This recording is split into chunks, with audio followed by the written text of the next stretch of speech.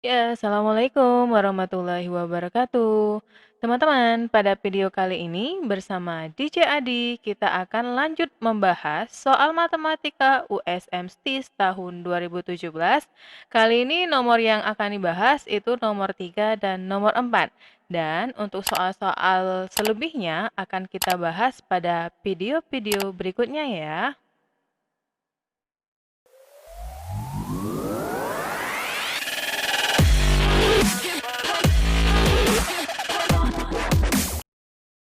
Oke, kita mulai dari soal nomor 3. Diketahui pecahan X per Y, jika X dikurangi 1 dan Y ditambah 4, maka hasilnya adalah 1/6. Jika X ditambah 1 dan Y ditambah 3, maka hasilnya adalah.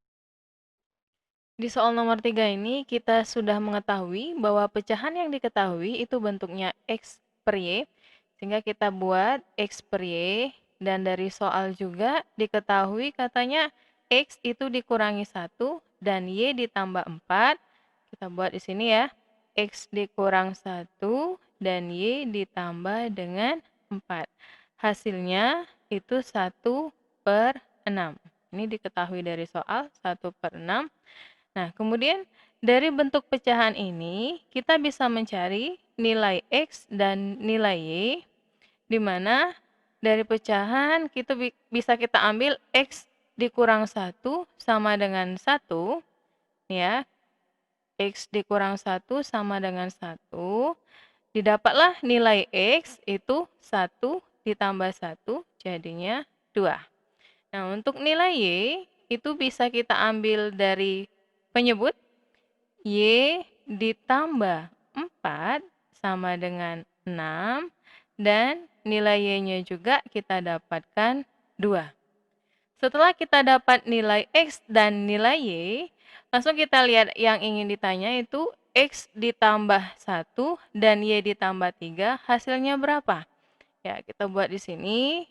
Dari soal, dia menanyakan ketika X-nya ditambah 1 dan Y-nya ditambah dengan 3, itu hasilnya berapa? Nah, ini langsung kita substitusikan. X yang kita dapatkan tadi itu 2, 2 ditambah 1 jadinya 3, dan Y yang didapat tadi juga 2, langsung kita tambahkan 5, dapatlah di sini 5. Nah, sehingga jawaban akhir kita itu 3/5. Jadi jawaban soal nomor 3 itu jawabannya E, 3/5. Mudah ya? Oke teman-teman, jangan lupa subscribe, like, and share supaya teman-teman tetap bisa ngikutin video pembahasan soal lainnya bersama DJ Adi. Dan jangan lupa juga ya follow sosial media kita. Ya, kita lanjut soal nomor 4. Kita bacakan dulu soalnya ya. Penyelesaian pertidaksamaan nilai mutlak dari 2x plus 4 lebih dari sama dengan nilai mutlak dari x plus 5 adalah. Ya, untuk soal nomor 4 ini, kita harus ingat kembali materi yang berhubungan dengan pertidaksamaan nilai mutlak, di mana kalau menggunakan metode manual, ketika ketemu soal dengan pertidaksamaan nilai mutlak, ini harus dikuadratkan kiri dan kanan.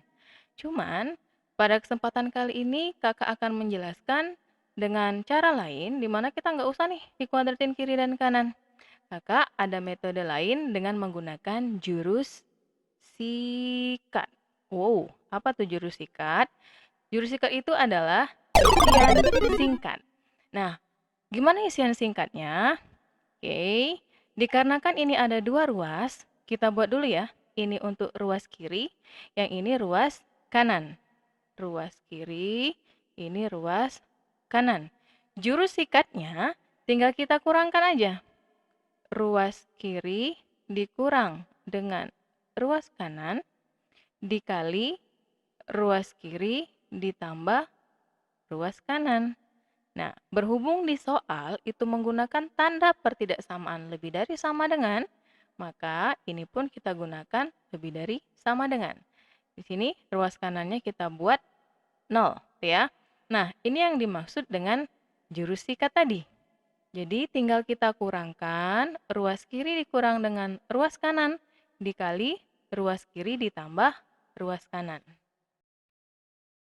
Nah, dengan menggunakan jurus sikat ini, artinya tinggal kita kurangkan saja ruas kiri dan ruas kanan. Ruas kiri kita itu 2x ditambah 4, ruas kanannya x ditambah 5. Nih, kita kurangkan ya.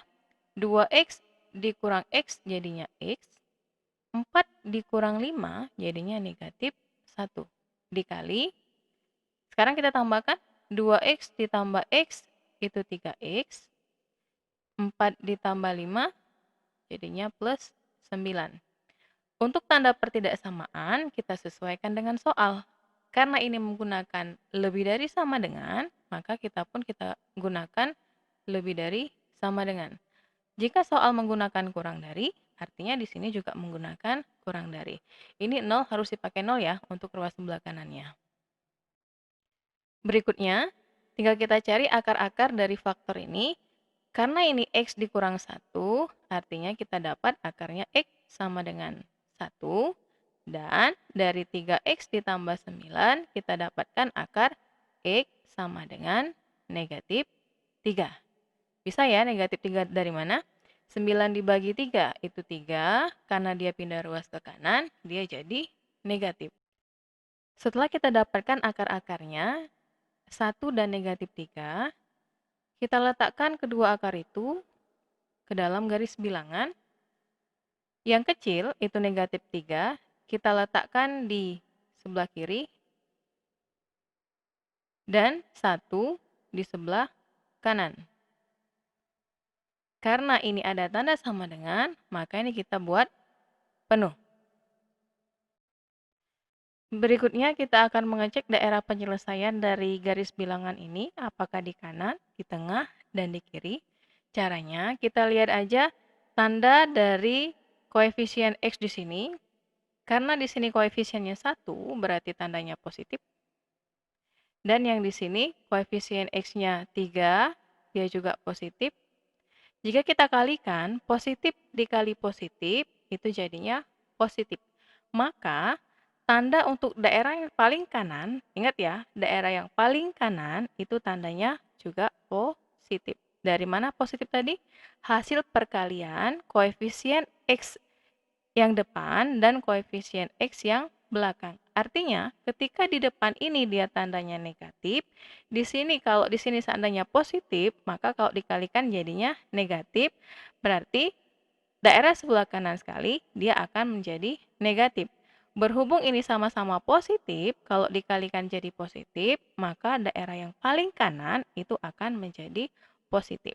Nah, sekarang kalau di sebelah kanan dia positif, maka untuk yang tengah dia pasti bernilai negatif, dan yang paling kiri dia akan bernilai positif. Jadi dikelang ya, selang-seling. Yang mana yang kita ambil? Kita lihat, karena di soal tadi menggunakan tanda lebih dari 0, maka kalau lebih dari 0 berarti kita ambil daerah yang positif, yaitu yang sebelah kanan dan sebelah kiri. Nah, jadi ini daerah penyelesaian yang kita dapat untuk soal nomor 4. Kalau dibaca, berarti kita dapatkan nilai X-nya itu kurang dari sama dengan negatif 3, atau X lebih dari sama dengan 1. Jadi untuk soal nomor 4, itu jawabannya A. Oh iya, jika teman-teman ada soal yang ingin dibahas, silakan follow dan tanyakan di sosial media kita. Nanti jawabannya insya Allah akan kita coba bahas di video-video selanjutnya. Semoga bermanfaat ya. Wassalamualaikum warahmatullahi wabarakatuh.